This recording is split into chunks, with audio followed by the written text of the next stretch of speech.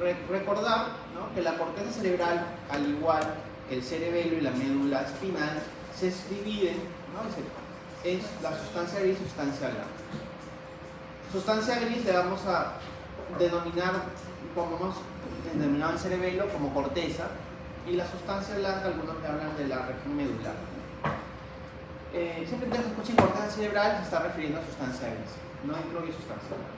Entonces, cuando ustedes van a ver su lámina de cerebro literalmente como esta imagen, y van a observar que acá hay giros, van a tener los surcos. Los giros también se conocen como circunvoluciones, ¿no?, y que siempre van a estar recubiertas por su meninge, ¿no?, en este caso la piedra cromática. Adicionalmente, la corteza cerebral tiene una división filogénica de isocorteza y alocorteza, o isocórtex y alocórtex. Isocórtex es que te traduce que normalmente iso es igual, o sea, es una corteza similar, entonces vas a encontrar en distintas regiones las mismas características. Si bien es cierto, no es que sean las mismas características, pero es las mismas células en las capas, solo que dependiendo de la región del cerebro, encontrarás alguna célula prioritaria u otra en menor proporción, pero siempre las 6 capas. Entonces, el neocórtex es usualmente de una estructura uniforme, y vamos a encontrar 6 capas horizontales que estamos viendo acá, ¿ya?, como las vemos aquí, 6 capas horizontales, que pueden variar en su espesor y en su celularidad dependiendo de las regiones de la corteza. Pero la alocorteza, el resto de lo que es la corteza cerebral, va a ser arquicorteza o paleocorteza. Aquí las distribuciones celulares van a ser variables y pueden ser monostratificadas, multistratificadas, pueden tener regiones alocorticales en forma individual, dado que hay diferencias estructurales entre ellas, van a ser muy grandes. Por ende, no se habla de alocorteza como tal, sino se le subdivide en arquicorteza, que esto va a formar el hipocampo y el giro dentado, ¿no?, y el subículo, pero la arquicorteza principalmente por hipocampo. Y la paleocorteza, que es el núcleo olfatorio, que dependiendo de las revisiones, algunos dirán que son 5 capas, otros referirán que son 6 capas, pero yo me voy a quedar con 5. Entonces, cuando hablen del término citoarquitectura, eso se refiere a la organización funcional en columnas corticales de las células de la corteza cerebral, ¿ya? Entonces, normalmente ustedes, por Biniam-Brockmann, que es lo que estudian hasta la actualidad, divide la corteza cerebral en 52 áreas en cada hemisferio, ¿no? El área motora, el área previsual, el área premotora, el área olfativa, el área del lenguaje, ¿no?, el lenguaje comprendido, el lenguaje, en fin. Entonces, van a tener un montón de 52 áreas, pero realmente no son 52 áreas, porque Penfield más adelante se da cuenta de que esas áreas de por sí tenían históricamente distintas composiciones en espacios, entonces habla de la arquitectura. Pero ya la tendencia es que ya no se hable de Brockmann, Brockmann es como algo histórico, uno lo conoce por cultura, pero no es que sino que ahora se hablan de 180 áreas por hemisferio, o sea, 360 áreas corticales. Ya no son 52, han evolucionado, así como los Pokémon son mutando.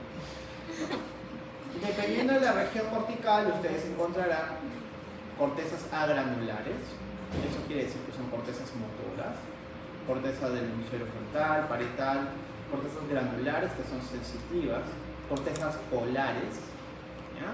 Y van a encontrar así, dependiendo de la región, las cortezas polares están normalmente en el hemisferio lóbulo occidental. La granular es la parte de la región motora, ¿no? Y van a encontrar así cortezas de distintas celularidades.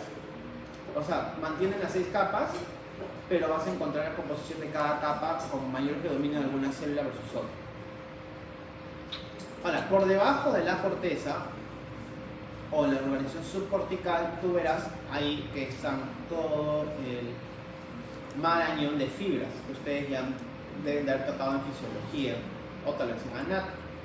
Entonces vamos a tener las fibras de asociación, que son fibras que conectan a un solo hemisferio, las fibras comisurales, que conectan áreas funcionales de la corteza de un hemisferio con áreas similares en el hemisferio opuesto y por ende atraviesan el cuerpo calloso, y las fibras de proyección que van a viajar desde o hacia la corteza y también se le conoce como la corona radiada. Ahora, las fibras de asociación pueden haber de dos subtipos, las cortas, que van a estar solamente conectando en un mismo giro adyacente, o las largas, que van a conectarla con áreas más distantes. Dentro de la corteza vamos a dividirla en 6 capas. ¿Ya? Y esto ya voy a comenzar a hablar de la parte práctica un poco. ¿Ya? Pero para efectos prácticos de la vida, como son 6 capas, entonces te lo puedes aprender de la bien fácil. ¿Ya? Acuérdense de la M, de la palabrita que les puede gustar mucho. Ese es un curso de M, ¿no? De morfofisiología. Entonces, M son 6 capas, entonces la M va hacia ambos lados, ¿no? Porque te puede caer en cualquier momento. Entonces, los extremos 1 y 6 son de M. Molecular multiforme. La capa 1 y la 6 son de M. Ahora, las capas que quedan, las del medio, vas a ahorrarte las capas pares y las capas impares. ¿Qué quedarían de las pares? La 2 y la 4. La 2 y la 4 son las granulosas. La 3 y la 5 son piramidales. Pero ahora, aparte de esto, te vas a acordar, quedaban 4 capas, 2, 3, 4 y 5. Entonces, las que están hacia más al extremo de la capa molecular serán las externas. Las que están más hacia el lado de la multiforme serán las internas. Por ejemplo, capa 1 y 6 son de M, molecular, multiforme. Entonces comenzamos en el orden. Molecular, la segunda es una capa par y está cerca de la molecular, entonces es granulosa externa. La número 3 es impar y está más cerca de la molecular, piramidal externa. La 4, ella está más cerca de la multiforme y es par, granulosa interna. La 5 está más cerca de la multiforme y es impar, piramidal interna. Fácil. Ahora, el apodo de cada capa te va a decir qué contiene esa capa. Por ejemplo, cuando yo digo capa molecular, su apodo es la plexiforme. Plexiforme porque tiene fibras. ¿Ya? Cuando se escuchen plexiformes, que ahí van a estar un montón de dendritas, axones que van a estar ahí jugando. Entonces, la capa molecular, al ser plexiforme, significa que ahí van a llegar conexiones distintas, axones, por ejemplo, células estrelladas, células de Martinotti, dendritas apicales, de células piramidales o fusiformes, dendritas horizontales de las células de Cajal que están en esa capa. La capa 2, granulosa externa, o también llamada de células piramidales pequeñas. El apodo me dice lo que encuentro. Voy a encontrar células piramidales pequeñas. La capa 3, piramidal interna o de células piramidales medianas, el apodo me dice lo que encuentro en la capa. Células piramidales medianas. La capa 4, granulosa interna o simplemente granulosa, porque principalmente encontraré células granulosas. La capa 5, que es piramidal interna o de células piramidales gigantes, y acabo con un asterisco, en cortezas motoras, o sea, el área, ¿cuál es el área motora? De Brodmann.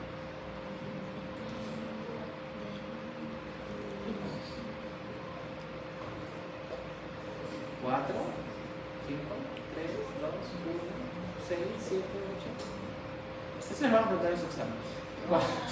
Ya, entonces, el área motora, solamente en el área motora, y por eso la corteza motora, tiene células piramidales gigantes de Betz. En otras áreas no van a ver. Por eso en la quinta capa, solo en las cortezas motoras, verás las células piramidales gigantes. En otros lados, verás piramidales de pequeños, de medianos, grandes tamaños, pero no gigantes.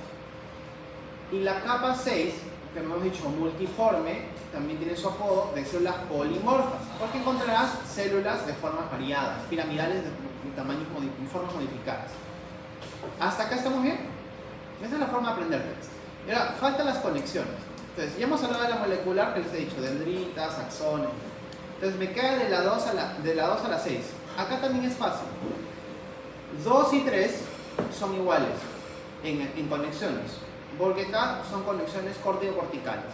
Entonces, de acá van a salir el origen de las fibras de asociación, de las fibras comensurales, todas vienen de ahí.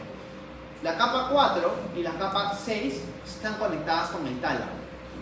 ¿Ya? 4 y 6 con el tálamo. La diferencia es que a la 4 le llega la información, o sea, recibe información del tálamo, la 6 envía información al tálamo. La 4 recibe aferencias. La 6 envía eferencias. Y la capa 5 es la única que va a salir de la corteza y los hemisferios. Y de hecho va a salir del cerebro, porque va a enviar información a estructuras subcorticales. ¿Ya? Entonces, tronco, médula, cerebelo. La única que envía a estructuras subcorticales es la capa 5. ¿Estamos hasta acá? Pues acá tienen esquemitas que me voy a saltar. Me voy a saltar esto solo para irme acá. Son conceptos que tenemos que repasar de la teoría antes de ir a la práctica. Entonces, doctor, usted hablaba de corteza motora. Significa que hay...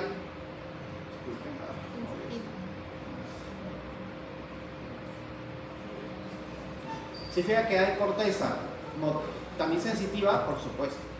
La corteza motora, usualmente vamos a encontrar, y les dije, células gigantes de Betz en la capa piramidal interna.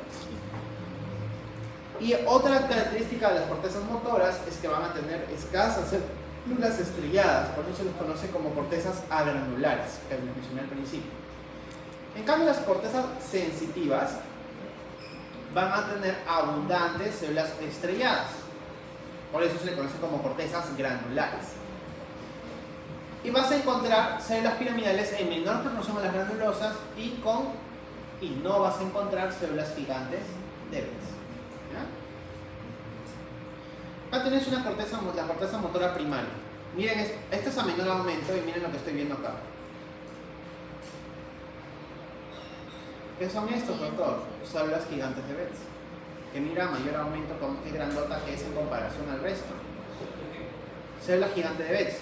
Por eso yo les digo, ustedes en sus láminas no van a ver células gigantes de Betz porque son reconocibles fácilmente. A un aumento intermedio ya se ve muy sota, a mayor aumento que ocupa gran parte del campo. Entonces, es como cuando ustedes vieron el morfo general médula ósea medacariocito, ¿no? Es recontramente notorio. ¿Vieron medacariocito? Sí. Si no les han enseñado, me avisan para fundar a sus profesores. Entonces, yo les debo haber enseñado medacariocito a mis grupos de práctica, pero el resto no sé. Entonces, cuando veían médula ósea, había una célula que era la más fácil de reconocer, ¿no? La gigantota, la obesa mórbida de la médula ósea era el medacariocito. En el caso de la corteza motora primaria, la obesa mórbida es la gigante Betz, es contra fácil de reconocer. ¿Ya? Entonces, ahora, miren la corteza sensitiva. Para comenzar, ya no veo prácticamente células piramidales. Estoy viendo puras células redonditas, que son las células granulosas o granulares de la corteza cerebral. Y a mayor aumento, miren, no hay. No hay células piramidales. Es una corteza granular, o sea, sensitiva. Voy a saltarme las neuronas piramidales, neuronas y todo lo demás. Ya lo han tocado para que lo vean en la grabación. Me voy a pasar de frente a arquicórtex y paleocórtex. El arquicórtex es la corteza primitiva que solamente tiene 3 capas. Y solamente lo vamos a ver en hipocampo, giro dentado y surículo. El paleocórtex es la corteza muy primitiva, tiene 6 capas y se encuentra en el bulbo olfatorio. Entonces, cuando ustedes ven acá el arquicórtex, yo tengo el subículo, los cuernos o astas de Amón y el giro dentado. El giro dentado es bien fácil de reconocer porque es como la colita de un lagarto y es más denso celularmente. En cambio, las astas de Amón del hipocampo siempre dan en la dirección contraria y lo que termina es en subículo. Entonces, yo voy a tener el giro dentado. En el giro dentado voy a ver que hay diferencias con el asta de Amón y el subículo. A pesar que todos son parte del hipocampo, del arquicórtex, van a haber distintas especificaciones. Todos tienen 3 capas, sí, capa molecular, de células predominantes y polimorfa. Pero si ustedes observan, en cada una hay especificaciones. El giro dentado tiene, la capa molecular tiene 2 subcapas, la región externa y la región interna. El asta de Amón 3, la región 3, tiene 3 subcapas moleculares. La capa lacunoso-molecular, radiada y la lúcida. En cambio, el asta de Amón 1 solo tiene la lacunoso-molecular y la radiada, pero no hay lúcida. El subículo, por ejemplo, solamente tiene una capa molecular. Si hablo de células abundantes, el giro dentado tiene capa granulosa, o sea, tiene células granulosas. En cambio, el Sarcophagon tiene células piramidales. Y el subículo va a tener una doble capa de células piramidales, que también se puede observar en el asta Damon 1. La capa polimorfa en el giro dentado se conoce como hilio y en el resto se conoce como capa óritas. Ahora, doctor, esto es demasiado, no es forma, es un abuso, ¿cómo voy a aprender eso? Lo que ustedes tienen que aprender para la vida, para que lo puedan conocer, es simplemente la capa de células piramidales. Por ejemplo, si yo les pongo a mayor aumento un arquicórtex y ven que solo hay células granulosas, es porque es un giro dentado. Si ven piramidales, es hasta y si ven una doble capa de células piramidales, será subículo. Entonces miren acá, por ejemplo. Acá tú tienes, estas son una coloración especial y ven qué células son piramidales. Por ende estoy en alguna asta de Damon del hipocampo. Que todas son células piramidales, no importa si son centros apicales. Ahora, miren por ejemplo, acá yo tengo una capa de células piramidales a menor aumento y acá tengo otra. Esto solo lo veré en el subículo. Y miren a mayor aumento cómo se ven las piramidales. Y están dos capas. Vamos para acá el paleocórtex. En paleocórtex nosotros tenemos 6 capas. ¿Ya? Vamos a tener la capa de olfatoria, que se le conoce, o capa de fibras olfatorias. Es la capa que viene, ¿se acuerdan que la mucosa olfatoria, ustedes vieron en el músculo locomotor que tenía unas neuronas que se llaman bipolares? Que sus axones atraviesan la lámina cribosa y llegan al bulbo olfatorio. Pues esos axones llegan a la capa más externa, que es la capa del nervio olfatorio, que es la capa de fibras olfatorias. Acá solo encontraré axones. La capa 2, que acá la estoy viendo, y miren aquí, van a tener unas estructuras en forma de roseta, que ustedes están viendo aquí, que se conoce como glomérulos. La capa 2, por ende, es la capa glomerular. Luego tendré una capa bastante gruesa, que es la capa plexiforme externa, ¿ya? Que es la capa donde voy a encontrar las fibras, tanto dendritas, de las células que van a interactuar aquí. La capa 4, llamada capa de células mitrales, donde están las principales eferentes del bulbo olfatorio, que son las células mitrales. La capa 5, plexiforme interna, donde también habrá conexiones. Y la capa 6, donde está la capa granulosa. El bulbo olfatorio tiene células granulosas, que tienen una característica interesante. Son células anaxónicas. Las células granulosas del bulbo olfatorio, que es tu pregunta de examen, son células granulosas, que se diferencian por completo de las células del cerebelo, que son multipolares, y de la corteza, que son multipolares. Ahora, entonces lo vemos así, en una coloración distinta. Mire, capa del nervio olfatorio, glomerular, plexiforme externa, células mitrales, plexiforme interna, células mitrales, plexiforme interna y este granuloso. Acá tienen algunas características de cada capa. Yo ya voy a leer un poquito más cuando veamos la parte práctica. Pero normalmente lo vamos a ver así. Y ustedes, paleocórtex es bastante fácil de distinguir porque ustedes ven estas estructuras, que no tiene otra parte de la corteza ni nada del sistema nervioso, que son los glomérulos. ¿Ya? Entonces, en el examen práctico, yo les voy a colocar usualmente para que puedan distinguir el paleocórtex a un aumento que ustedes dan los glomérulos. A ver, ¿cuántas capas tiene el neocórtex, chicos?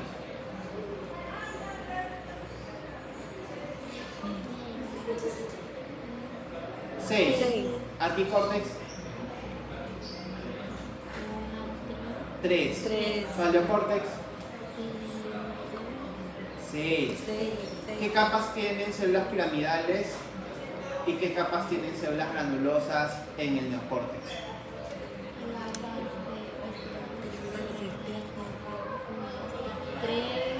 El neocórtex tiene granulosas, ahí en la cuarta capa, en la segunda capa. Piramidales hay en la segunda, en la tercera, en la quinta y en la sexta. Que en el arquicórtex Piramidales tienes en el asta de Amón, o sea, en las astas de Amón, y tienes en el subículo. Granulosas tienes en el giro dentario. Piramidales en el olfatorio no hay. Granulosas en la capa de células granulosas, la sexta capa del bulbo olfatorio, pero son anaxónicas. ¿Cuántos tipos de interneuronas tiene la corteza cerebral? Eso no les he dicho, porque no lo he tocado, lo han tocado yo con Meni, pero ¿cuántos tiene?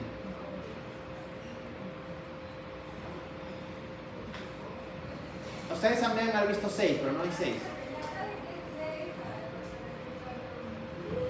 15. Hay 15 tipos de interneuronas. Ya, acá les puse 2, 4, 6, 8, 10, acá les puse 13. Ya, entonces, hay 15 tipos de interneuronas en la corteza cerebral. En algún momento, cuando tenga ganas de completar esta diapositiva con las demás, lo haré. Pero por el momento, tienen que saber las que están acá. Mira, no mucho: Martinotti, Neurobliformis, Encesca, Candelabro y Cajal. Acá hay 5 de las 15. Son los más importantes. Y ahora sí vamos a la práctica, ¿ya? Porque esos eran aspectos teóricos que tenemos que revisar. No me alcanza a hacer la teoría.